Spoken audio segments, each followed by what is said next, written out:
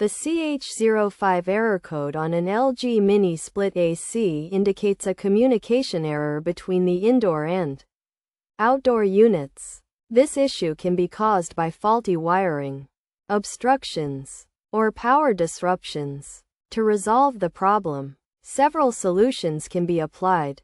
First, reset the unit by locating the mini split circuit breaker, tripping it to turn off the unit, waiting 5 minutes, and then turning on the indoor and outdoor breakers.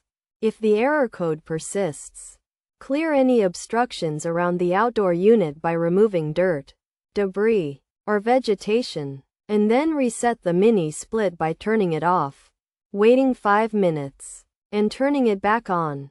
Additionally, inspect the wiring by removing the outer panels of the indoor and outdoor units, checking for frayed or loose wires, and verifying the connections between the two units.